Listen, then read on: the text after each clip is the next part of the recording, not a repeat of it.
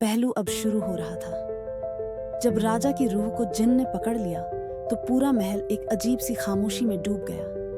राजा की रूह, जो अब एक अंधेरे साए की तरह महल में भटक रही थी, अचानक से एक तेज चीख के साथ हवा में तैरने लगी। जिन की आंखों में एक घातक चमक थी और उसकी मुस्कान से डर की लहर दौड़ने लगी थी। रवि ने खड़े होकर जिन की तरफ देखा।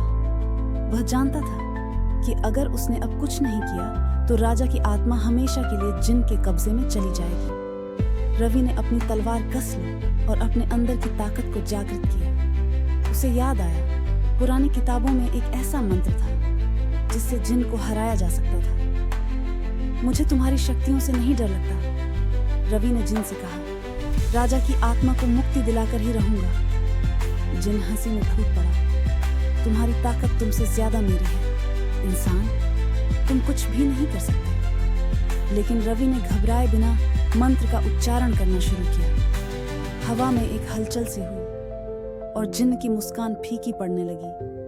क्या रवि सचमुच जिन को हराने में कामयाब हो पाएगा और राजा की रूह को मुक्त करवा पाएगा? स्टोरी टाइम क्रू को सब्सक्राइब करें और बेल आइकन को दबाएं और वीडियो को लाइक करें, शेयर करें। रवि ने मंत्र का उच्चारण जारी रखा। उसकी आवाज अब महल के हर कोने में गूंजने लगी। जिन की आंखों में खौफ की एक हल्की सी झलक आ गई, लेकिन उसने खुद को संभालते हुए कहा, तुम मुझे नहीं हरा सकते इंसान।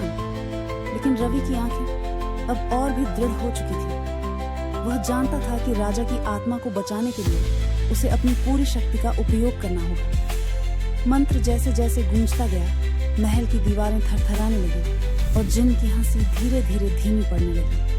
तुम क्या समझते हो, इस दुनिया में कुछ भी असंभव नहीं है, रवि ने कहा और एक तेज आवाज में अंतिम शब्द उच्चारित किए। अचानक महल की जमीन कांपने लगी और जिन के शरीर से एक तेज उजाला निकला। वह चीखते हुए पीछे हटने लगा, लेकिन रवि ने अपनी तलवार को ऊंचा करते हुए जिन की दिशा में बढ़ते हुए कहा, अब तेरा समय खत्म हुआ है।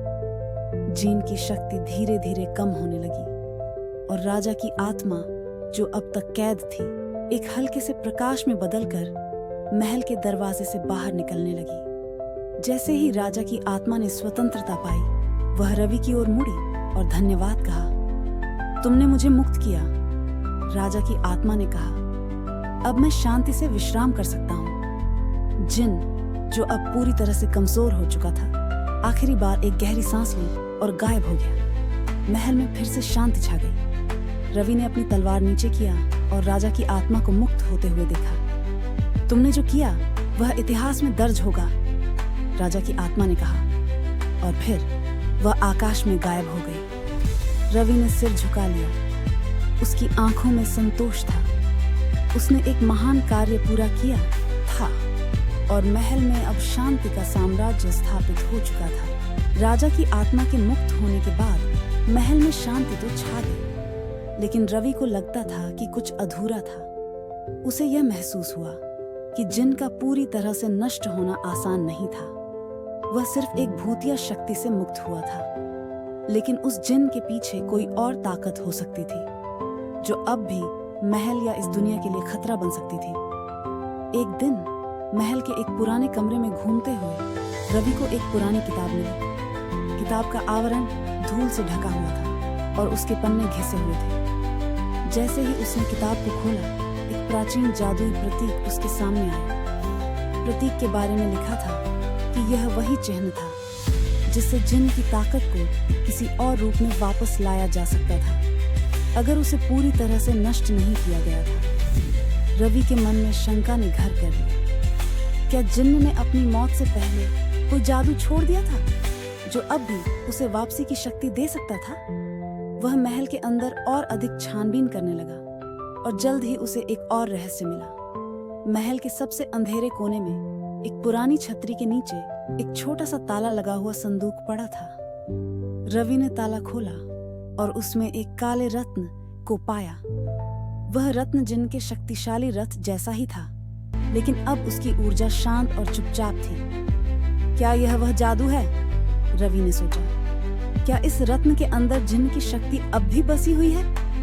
रवि ने रत्न को सावधानी से हाथ में लिया और अचानक महसूस किया कि उसकी अंगुलियों में एक अजीब सी जलन हो रही थी। रत्न के भीतर एक गहरी शक्ति महसूस हो रही थी, जैसे वह किसी खौफनाक चीज की ओर खींच रहा हो। लेकिन रवि ने दिलेरी से रत्न को रखा और सोचा कि अगर जिन की शक्ति फिर से वापस आई तो उसे पूरी तरह से खत्म करने के लिए कुछ और कदम उठाने होंगे। उसने तय किया कि उसे उस शक्ति का सामना करना होगा ताकि किसी भी प्रकार का खतरा फिर से न उत्पन्न हो। अगले दिन वह एक महाकवि से मिलने गया जो महल के पुराने समय को अच्छे से जानता था। उसने महाकवि से पूछा, क्या आप इस रत्न के बारे में कुछ जानते हैं? महाकवि ने रवि को घूरते हुए देखा और फिर धीरे से कहा, यह रत्न केवल एक साधारण रत्न नहीं है, यह जादू के एक चक्र का हिस्सा है।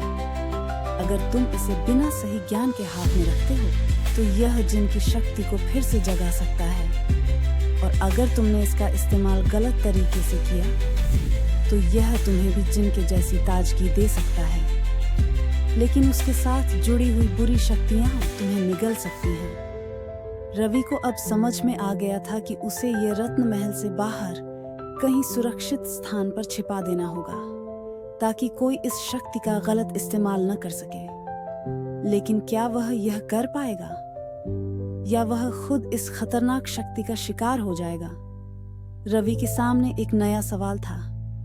क्या उसे इस शक्ति को हमेशा के लिए नष्ट करने का तरीका मिल पाएगा?